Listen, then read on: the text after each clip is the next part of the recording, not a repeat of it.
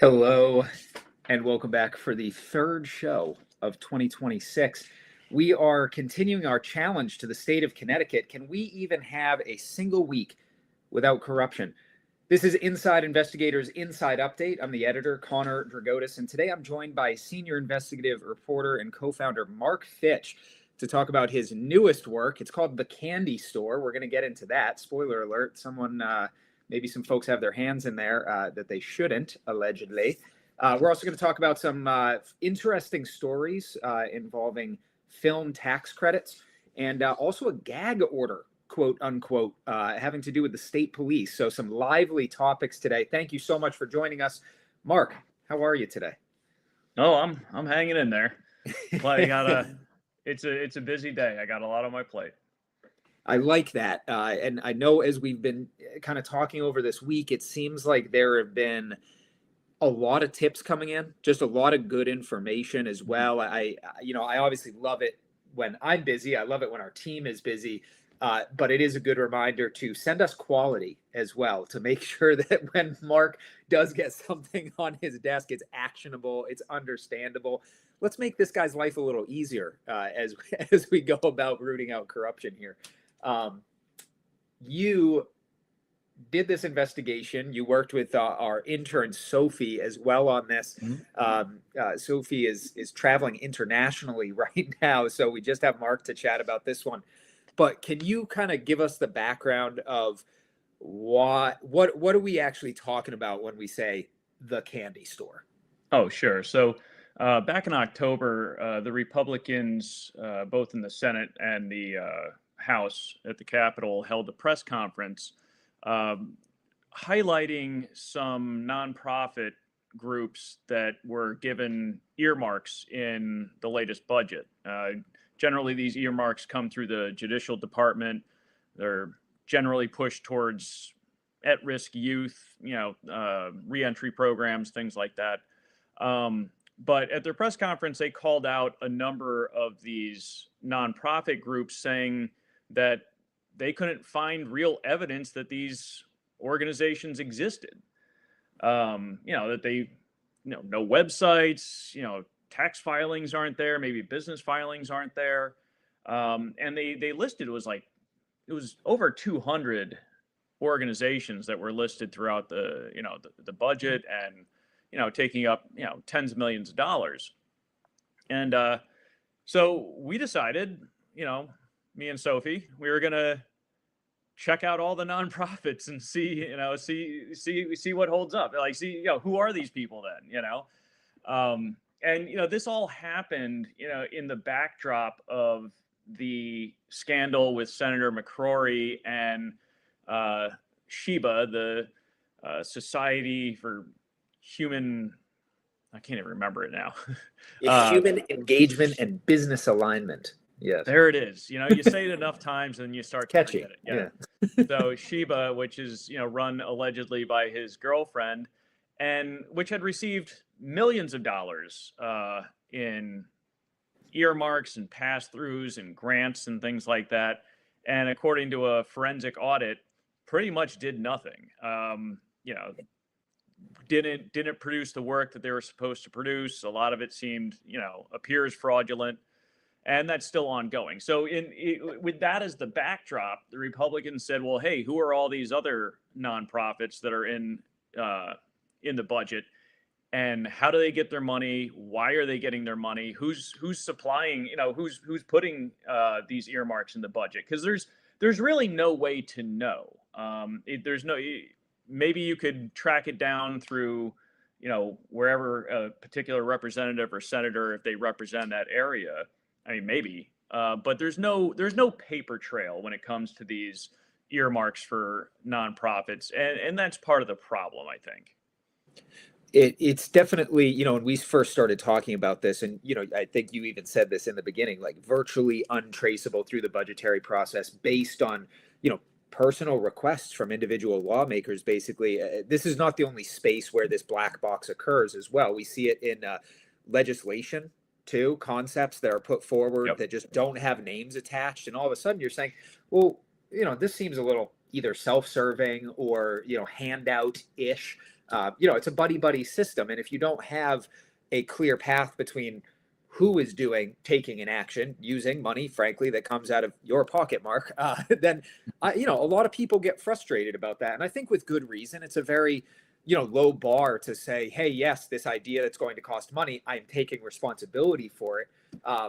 Hopefully that would result in good ideas. So you saw this problem and you got about the business of digging in here, right? I know Sophie did a lot of the initial legwork, but you ended up having some really meaningful conversations. I mean, I loved reading the quotes that you had because you were able to find a lot of the organizations that these politicians and likely their aides or staffers couldn't find, which I think is a mark in your favor and something just indicative of the wonderful job that our team tries to do on getting to those details.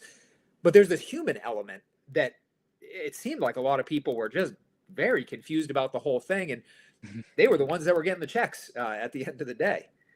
Yeah, it was interesting. Actually, I do love doing this kind of work where you go out and you kind of find something. You talk to somebody who's got this interesting perspective and are doing kind of interesting things. But yeah, we managed to track down pretty much most of them that were called out by name, and then a few others that we, in the course of our research, kind of flagged as like, well, this kind of fits what the Republicans were talking about. Let's take a look at this one too. And for the most part, pretty much got a hold of everybody, and everybody said that, hey, yeah, we're a real organization. We're doing real work. I think what this is, and so people understand, these aren't huge amounts of money. Sheba and McCrory, that was millions of dollars. These people are getting sometimes $5,000, so like one of the organizations that was raised repeatedly during the press conference was Jeep Enthusiasts of Connecticut. And they got $5,000. Now, who are they? It's really hard to find out because there's no website, there's no social media presence. But Sophie did manage to get a hold of the founder and owner of Jeep Enthusiasts of Connecticut.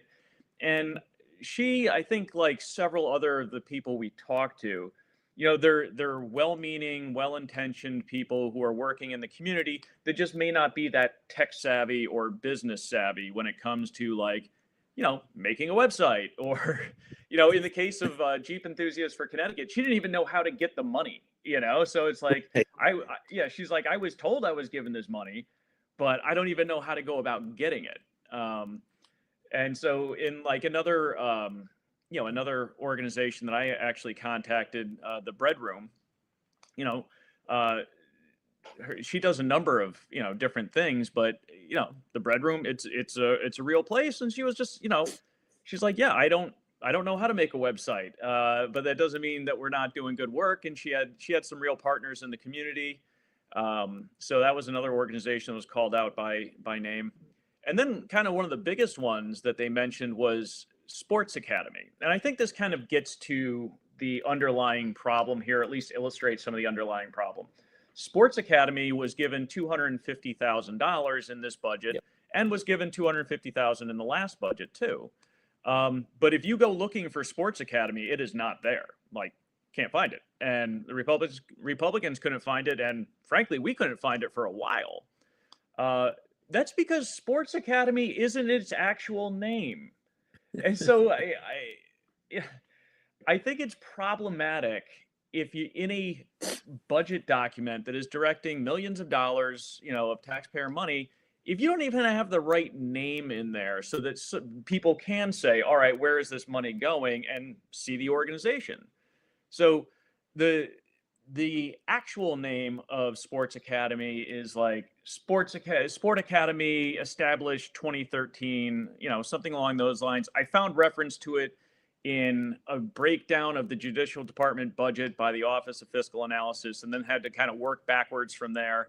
But got a hold of the owner, and he's like, yeah, that's us. We got the 250, and they're doing a lot of work in the New Haven area, partnering with schools. They do a lot of youth outreach and, do stipends for city youth who come and help them with their programming. So, yeah, I mean, it's there.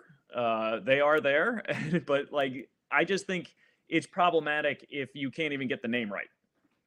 Without a doubt, you want that clarity, you want that transparency. Ultimately, these documents should be serving the people of Connecticut, right? I mean, if you Yep. go and look at a law, look at a budget, you should be able to say, oh, okay, I can, even if you don't like it, you can at least understand it. And, there's an upstream question there. I know a lot of the comments and feedback that we got is, hey, look, you did find these, but like, I still don't want my portion of my money going toward Jeep Enthusiasts of Connecticut or whatever it happens to be. Like there's a debate there about how we're structuring money, which, in some cases is not taken with consent intact, right? There's different levels and different types of corruption that I think different people are going to have problems with. And, yes, we can talk about striking at the root versus striking at the branch, but you're absolutely right, Mark. If we don't have clarity, or if these are just, I mean, listen, I'm not an attorney, so I am sure it is very difficult to write laws that close loopholes instead of writing laws that a layperson can read.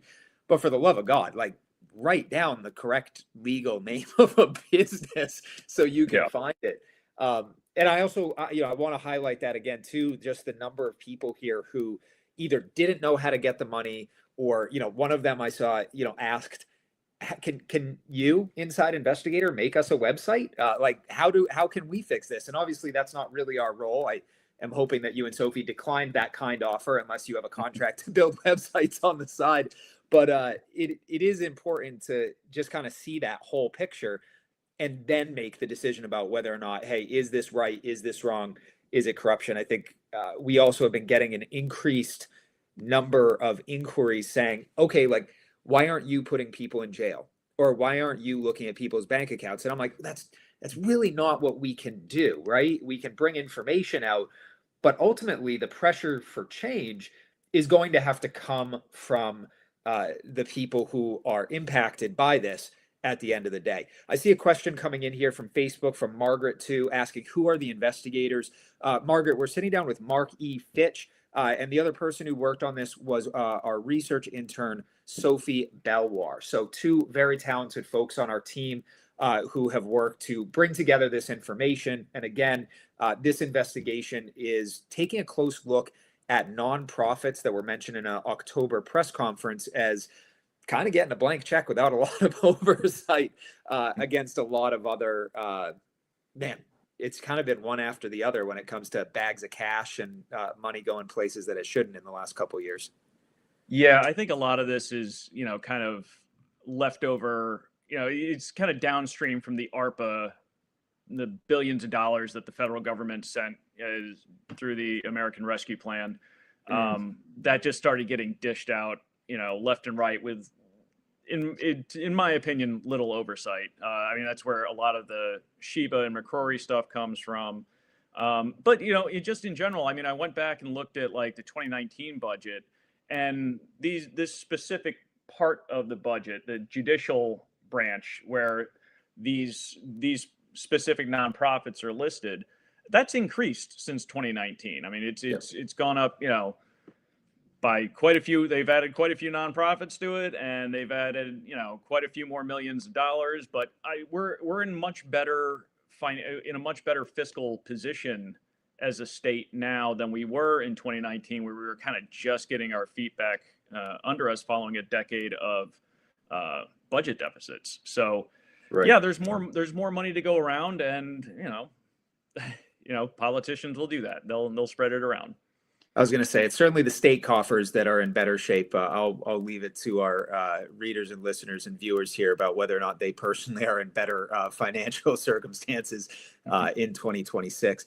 Another comment from Peter here talking about the underlying problem is the lack of transparency and public input, with the attitude of this is the way it's always been done.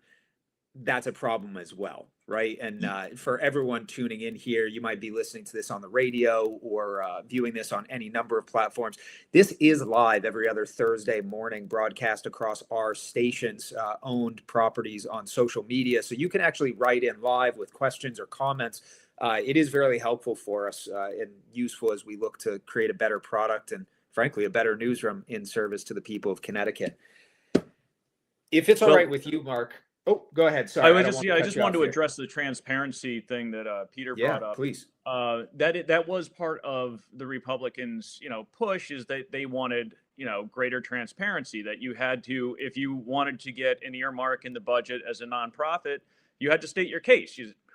This is who we are, this is what we do, and it should get a public hearing like any other, uh, allocation that's given out through the budget, rather than just this kind of like mysterious, um, you know, here, I like you, so here's some money.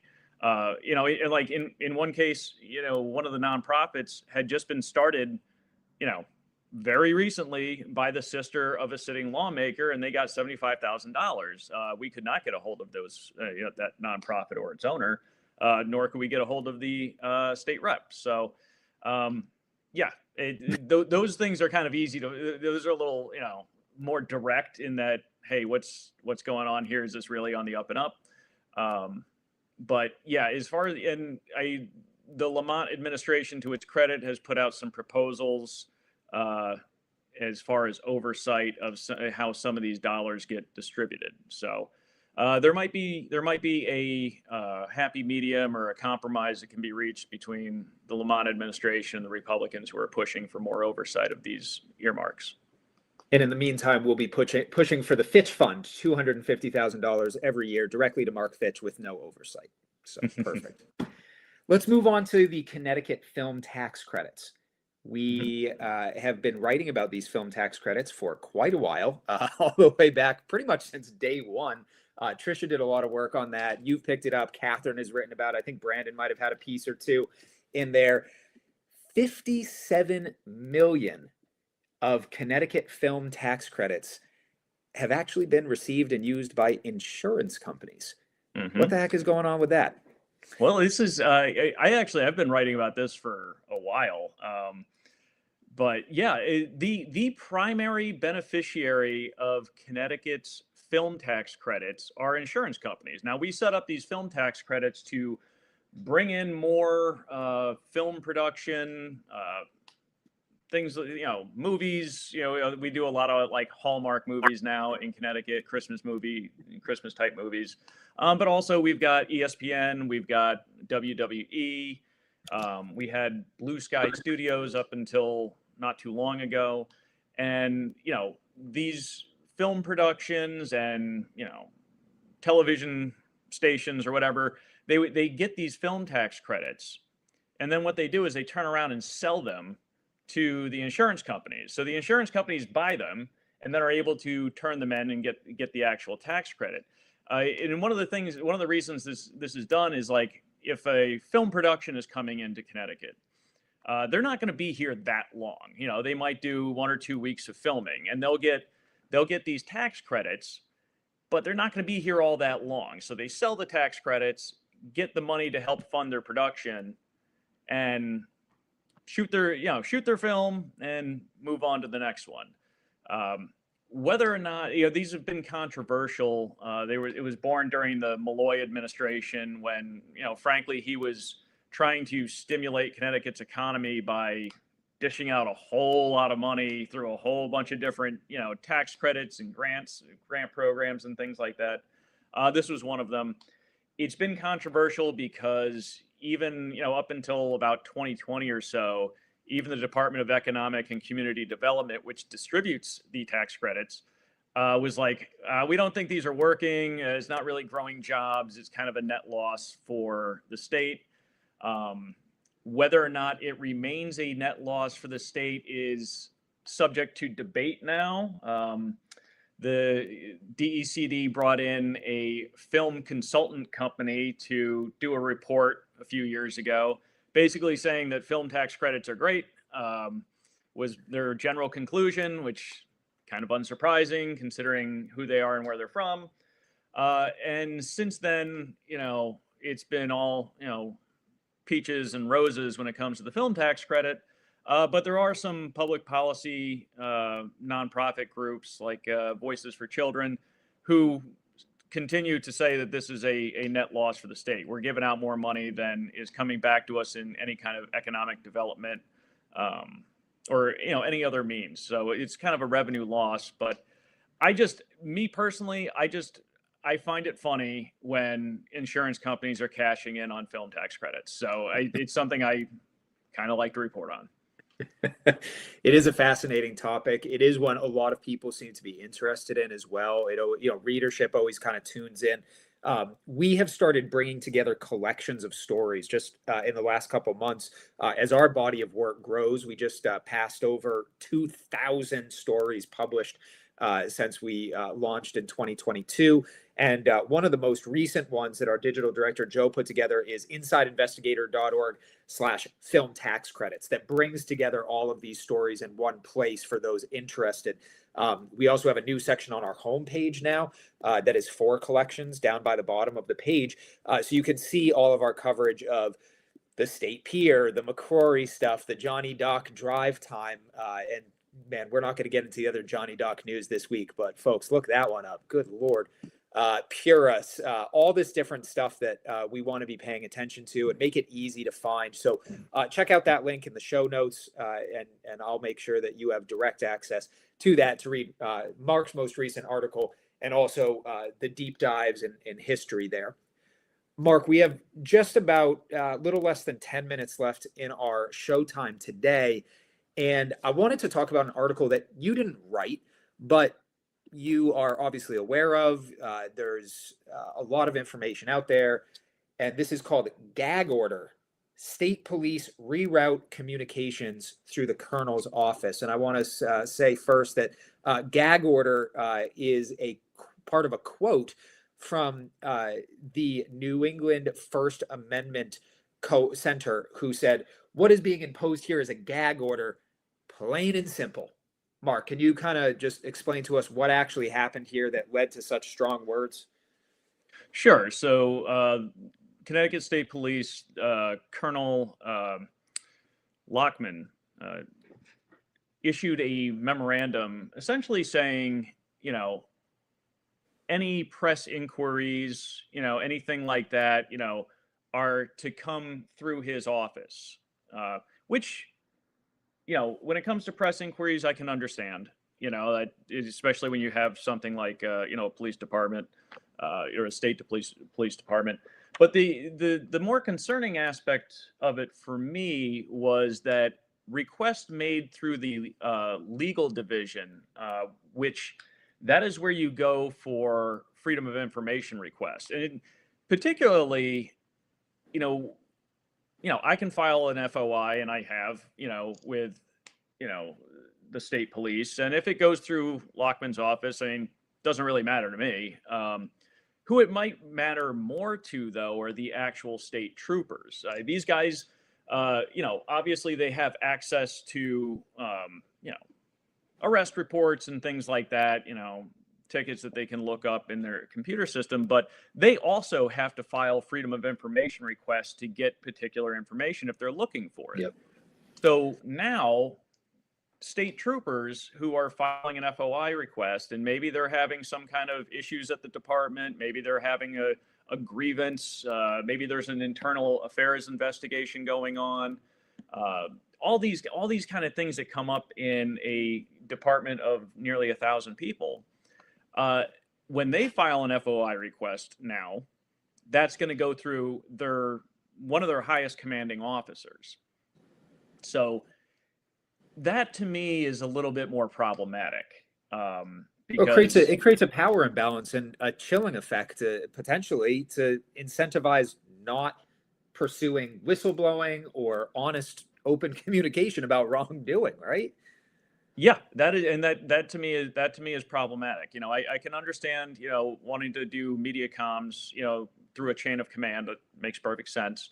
But rerouting FOI requests through somebody who has, commanding power over those making the request, set yourself up for some problems. I've seen towns try to do this where it's like, oh, hey, now all the FOI requests are being routed through the first selectman's office. it doesn't work. It's just not a great way of doing business, or, especially like doing the people's business in a transparent way. Yep. Because when that FOI request is about the first selectman, you can imagine how quickly that's going to get, dished out.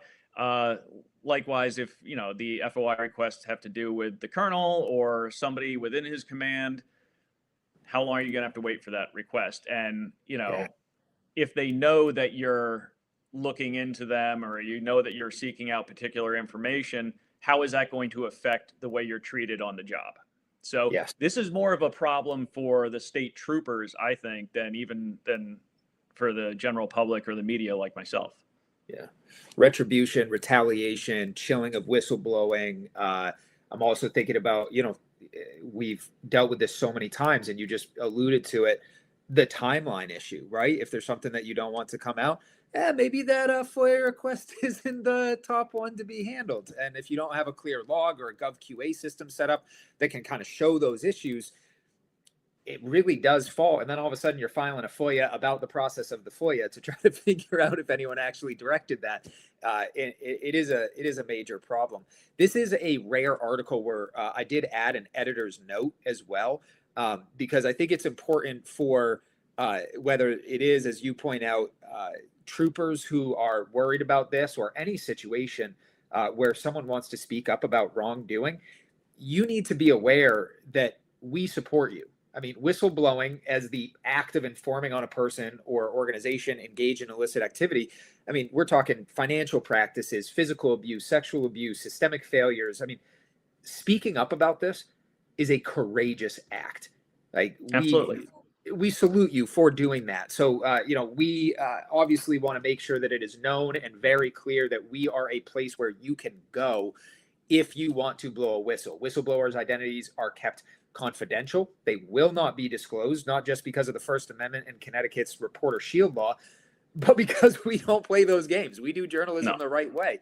Come get us. We're not giving up who you are because you did the right thing. So, state police, absolutely welcome to submit whistleblower information. Everyone watching, listening, and tuning in, absolutely, we welcome you to submit information. InsideInvestigator.org/whistleblower gives you the ability to upload much larger files, to give us a narrative of what's going on, and really put it across our desks just like that, so we can start the process of untangling whatever horrible wrongs you've been dealing with. Mark, I don't have too much else today. I thank you so much for taking the time to look into this. Sophie as well. Really, really good stuff. And I'm excited for what comes next. There's quite a bit more when it comes to nonprofit issues, state police issues, heck, film tax credits. I'm certain that there'll be more to follow on as well. Mark, any other last statements here for the general public before we wrap up? No, I just to reiterate your point, though, we protect our sources. That's the non-negotiable. So if you want to reach out to us, a lot of times I tell people, I'm like, no, I don't need you for the story. Just point me in the right direction. So give us a call, point us in the right direction. Tips at InsideInvestigator.org, and also on our staff page, direct emails, including encrypted emails for each of our reporters, are also available. One last reader comment or watcher comment here from YouTube. James is talking about retaliation and no transparency. James, you're absolutely right. If I had a nickel for every time someone said they were worried about retaliation, we would be able to jump up a level in our budget. But I want to say this. It is incredibly hard for people to retaliate once you are on the record, once you have all the receipts there. Being public and calling out wrongdoing makes you a hero, and it will be a heck of a lot harder to retaliate against you. One thing I always tell people when they're worried about retaliation, I said, they might retaliate, but they're going to have to do it in front of everybody, because I'll be right there writing it, So yeah, if you come forward and they retaliate, they're going to have to do it in public. Good stuff. Mark, thank you. So greatly appreciative of you. To everyone watching, listening, and tuning in, thank you so much for spending some time with us. Head over to InsideInvestigator.org. Read all of the wonderful journalism done by our team We'll be back with another episode of Inside Update in 2 weeks. And until then, please don't be corrupt.